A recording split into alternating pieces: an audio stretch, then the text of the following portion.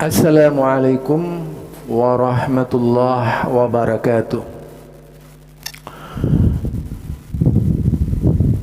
Alhamdulillah arsala rasulahu bil huda wa dinil haq liyudhhirahu 'ala ad-dini kulli wa kafa billahi syahida. Muhammad Rasulullah sallallahu alaihi wasallam asiddu 'alal kuffar rahama bainahum. Bersama saya Zulkarnain El Maduri ada sebuah video ya. Video ini sudah cukup lama tapi menjadi saksi bisu karena setelah ceramah ini banyak perubahan dalam literasi tentang yaitu literasi tentang Sayyid Qutb, literasi tentang Ikhwanul Muslimin. Kalau dulu sebelum orang Madura ini muncul, Islah Barawi menuduh yaitu Ikhwanul Muslimin sebagai Wahabi. Kita tahu bahwa sosok Islah Barawi tidak bisa dilepaskan dari sejarah kebencian. Kalau ada istilah sejarah kebencian sepanjang sejarah itu, maka Islah Barawi itu termasuk di antara salah satu yang termasuk sejarah kebencian. Jadi termasuk menulis, menambah catatan sejarah kebencian. Kalau Islah Barawi sebenarnya seorang pembenci. Kalau kita lihat, ini kesimpulan saya. Kalau kita lihat, Islah Barawi ini menambah deretan panjang dari para pembenci Wahabi. Mengapa saya menyatakan menambah deretan panjang dari para pembenci Wahabi? Karena orang yang paling getol, paling banyak berbicara Wahabi dan selalu ingin menimpakan kesalahan kepada Wahabi, itu adalah Islah Barawi. Yang kedua, kalau ada orang yang paling berani mengkritisi para sahabat dengan segala lika-likunya ketika itu juga Islah Barawi. Bahkan itu adalah cara-cara berpikir yang tujuannya mendistorsi sejarah para sahabat Nabi. Ya itu ya. Nah, mari kita dengar bagaimana argumentasi yang disampaikan oleh Ustadz dari Madura ini ketika menanggapi Islah Barawi.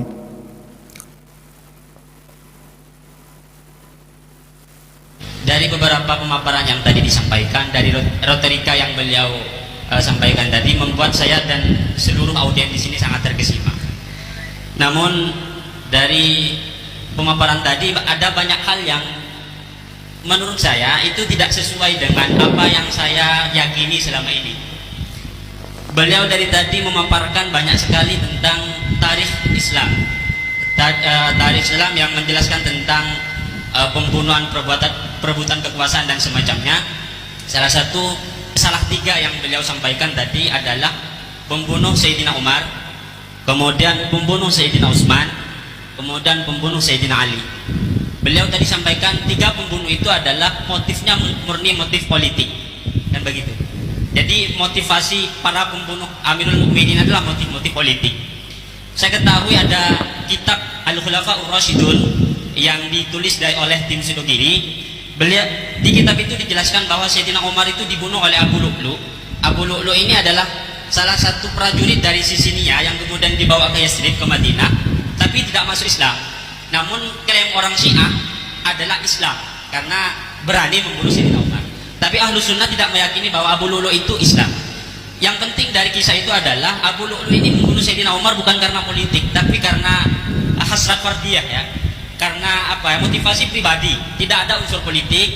Diceritakan di situ bahwa Abu Lu'lu' ini dikecewakan oleh keputusan Sayyidina Umar ketika beliau berdebat di pasar, tapi Sayyidina Umar membela musuhnya Abu Lu'lu'.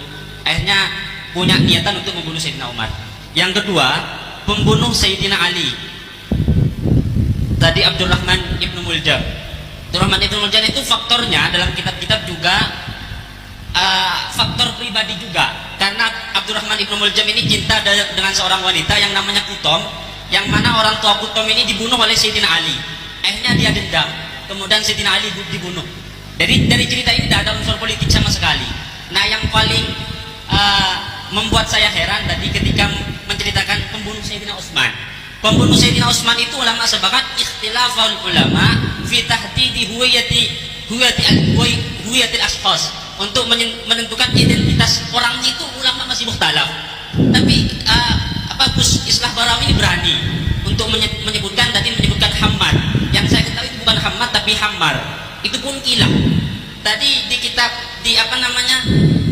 merujuk dari kitabnya At-Tabari ya kalau nggak keliru. Itu mungkin kilah, Gus. Tidak ada pengarang itu langsung memutuskan pembunuhnya ini. Saya yakin itu adalah tapi Gus Islah Barawi langsung berani bahwa pembunuhnya itu adalah Hammad ini. Tapi pengetahuan saya itu bukan Hammad, namun Hammad. Itu yang pertama. Yang kedua, Gus Islah Barawi tadi sangat yakin bahwa 100% teroris itu pasti afiliasinya adalah paham Salafi Wahabi. Kita ketahui di Arab sana ada kelompok namanya Ikhwanul Muslimin. Itu adalah juga cikal bakal dari teroris, termasuk yang mengebom Al-Buti ya, Al-Yasubun, itu adalah Ikhwanul Muslimin. Tapi pendiri Ikhwanul Muslimin itu adalah Hasan Al-Banna. Hasan Al-Banna kalau saya tahu di sini, beliau Asy-Syaikh Hasan Al-Banna rahimahullah al-mutawassa kana sunniyan asy'ariyan sufiyan akhadha at-tariq asy-Syadzili an Syekh Abdul Wahab Al-Hasafi asy-Syadzili. Beliau adalah sunni asy'ari sufi, bukan tidak berafiliasi sama sekali dengan Wahabi, tapi beliau ini mendirikan Ikhwanul Muslimin yang menjadi cikal bakal teroris. Bahkan beliau sangat menolak dalam salah satu ungkapannya, al-mujassimah wal musyabbihah laisu minal Islam fi syai'in wa laisa liqaulihim nasibun minas sihah. Beliau sangat menolak mujassimah, musyabbihah. Pembeda utama antara Wahabi dan Sunnah adalah kalau Wahabi itu mujassim, mentajsim Allah, sementara kalau Sunni kan tidak. Nah, Hasan Al-Banna itu menolak mujassim bagus. Tapi kemudian kenapa kok 100% gitu loh? Enggak meluangkan 95% mungkin gitu. Jadi 5%-nya dari Sunnah juga gitu. Kok 100%? Enggak ada peluang lagi itu kalau dari selain Wahabi. Yang terakhir, saya mengikuti video-video Gus Islah ini. Beliau juga sering tampil di TV One ya.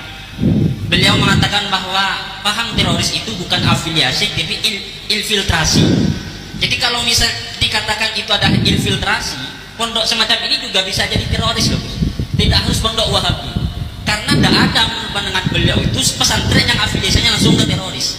Yang ada adalah infiltrasi atau memasukkan paham Wahabi itu ke pondok-pondok. Nah, sehingga ada kemungkinan juga orang-orang Sunni itu yang masuk ke begitu. Jadi saya ingin mempertanyakan datanya. Assalamualaikum. Itu tadi dari paparan bantahan terhadap ceramah Islah Barawi di Madura. Sangat menarik bukan? Menarik karena membantah data-data yang disampaikan oleh Islah Barawi. Islah Barawi ini kan pakar sok tahu kalau kita lihat sebenarnya, karena ingin dikatakan orang yang jenius, orang yang hebat itu ya, lalu tampil percaya diri walaupun dengan sekedar berbicara. Kata Bu Yahya itu ya serba tahu lah tapi sebenarnya tidak tahu. Dari sejarah yang dipaparkan tadi nampak sekali apa yang disampaikan oleh Islah Barawi jauh lebih ilmiah orang ini ya. Sama-sama Maduranya tapi lebih ilmiah. Karena data yang disampaikan oleh si santri ini lebih terpercaya diri daripada hanya sekedar kuar-kuar di depan jamaah. Ya, karena saya juga orang Madura, sudah pasti bisa menilai mana yang ilmiah dan mana yang tidak. Seperti pembunuhan seperti yang terjadi pada Syekh Hasan Al-Banna misalnya. Jelas sekali siapa Hasan Al-Banna adalah seorang sufian Asy'ariyan gitu kan. Dan kemudian dia itu menolak Mujassimah, tetapi dia bukan seorang yang berbicara Wahabi, tidak ya, menolak Mujassimah, karena Mujassimah ini sebenarnya bukan Wahabi. Mujassimah ini biasanya selalu disampaikan oleh kelompok-kelompok Jahmiyah dan Mu'tazilah yang ngaku-ngaku Ahlus Sunnati wal Jamaah, yang diarahkan kepada yaitu Imam Ahmad, kelompoknya Imam Ahmad, ya, kelompok Imam Ahmad yang menerima sifat-sifat Allah sesuai dengan apa adanya. Ini biasanya dituduh Mujassimah, tapi kemudian sekarang ada Wahabi yang melancarkan dakwah seperti itu, Wahabilah yang jadi sasaran gitu. Itu ya. Nah, kalau kita melihat dari apa yang disampaikan oleh Madura ini, makin nyata siapa Islah Barawi itu. Walaupun ini membantah, tapi bantahannya itu tidak penting menurut saya. Bantahannya tidak standar. Bantahannya Islah Barawi itu tidak standar gitu ya. Tidak standar sebagai jawaban, karena lebih banyak emosi kebencian. Kalau kita berbicara kebencian, itu sejarah kebencian, itu memang tidak ada obatnya. Ya kecuali membenci, menebarkan kebencian, dan tidak bisa bersikap bijak di dalam memahami sejarah. Akhirnya yang terjadi adalah subjek ya, yang berbicara itu adalah subjek, bukan lagi yang berbicara itu subjektivitas, yang jelas menjadikan Wahabi itu sebagai objek. Jadi ada subjek, ada objek.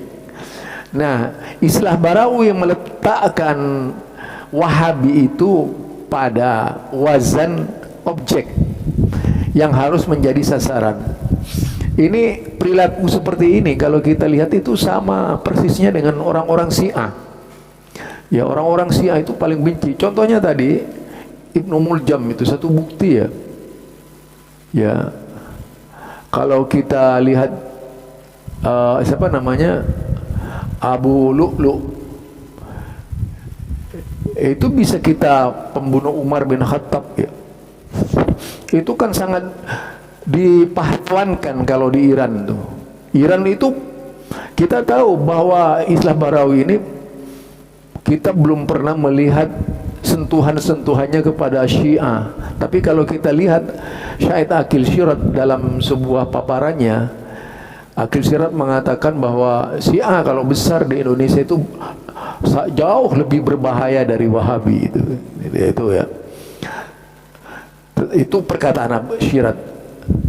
Lah kenyataannya memang Wahabi itu tidak pernah berbahaya sampai sekarang. Semua data-data yang disampaikan oleh Islah Barawi tentang pengeboman yang dilakukan oleh Wahabi itu tidak ada satupun kaitannya dengan dakwah Syekh Muhammad bin Abdul Wahab. Ya. Karena belum pernah ada alumni Salafi dari tahun 80-an sampai sekarang ini yang jadi teroris. Jadi bohong besar itu Islah Barawi. Siapa coba yang jadi teroris? Saya ingin tahu, satu saja sebutkan. Muridnya Ustadz Yazid itu, muridnya siapa ya? Zainal Abidin, muridnya siapa lagi? Yaitu yang di mana yang di Gresik itu, Ainur Rafiq, siapa? Satu saja yang jadi teroris. Coba bisa dijelaskan nggak itu? Jadi di sini untuk mengetahui kebohongan, kita itu ngecek kebohongan ya seperti itu. Dan biasanya mereka yang jadi teroris itu bukan dari Wahabi ya, bukan dari Wahabi. Hanya secara kebetulan sama di dalam membawakan dalil-dalil. Karena di dalam Wahabi itu tidak ada yaitu upaya menulis ayat-ayat, menyatukan ayat-ayat jihad seperti mereka. Kalau dalam mereka itu ada sebuah pertemuan ya, ada sebuah pertemuan itu yang biasa dilakukan oleh kelompok-kelompok teroris. Kalau mau dituduh teroris ya, mereka mengadakan kajian-kajian dari tempat ke tempat ya dalam rangka merekrut jemaah. Nah, kalau ini namanya yang mereka namakan dengan liko, biasanya seperti itu yang saya perhatikan dari orang tersebut ya. Yang sebenarnya inilah kesalahan Islah Barawi di dalam memahamkan Islam kepada kelompoknya. Karena intinya dia itu ingin mengangkat kelompoknya. Ya, berbagai macam cara digunakan untuk menempuh jalan pintas lebih cepat menuju harapan dan cita-citanya. Lah, sebenarnya apa yang disampaikan coba? Kalau Anda perhatikan dari seluruh ceramah Islah Barawi, apa yang bermanfaat? Tidak ada satupun yang bermanfaat. Karena ceramahnya cuma caci maki itu, caci maki sejarah. Jadi nggak ada di situ kualitas yang bisa diambil dari ceramah beliau. Seharusnya beliau sebagai figur umat itu mencerahkan, bukan memecah belah. Ini sama saja dengan memecah belah umat. Karena apa? Dia seorang jaringan Islam moderat, tapi perilakunya tidak moderat gitu. Mudarat yang ada itu. Barangkali itu saja ya kalau kita cermati. Karena mudaratnya apa? Yaitu makin menambah perselisihan di tengah-tengah umat, makin menimbulkan akses pemikiran yang tajam. Dan Islah Barawi ini digunakan oleh kelompok-kelompok yang pembenci Islam pada akhirnya, mulai dari agama lain sampai Islam yang memang condong ke Islah Barawi. Itu rata-rata awam, mereka itu memang pembenci, itu kalangan pembenci, sehingga kita bisa membaca bendera kebencian di Indonesia itu dipegang siapa gitu. Itu ya barangkali ya dari saya, Zulkarnain El-Maduri, sekedar memaparkan apa yang disampaikan oleh yang Madura yang satu ini. Itu saja. Subhanakallahumma wa bihamdika asyhadu an la ilaha illa anta astaghfiruka wa atubu ilaik. Assalamualaikum warahmatullahi wabarakatuh.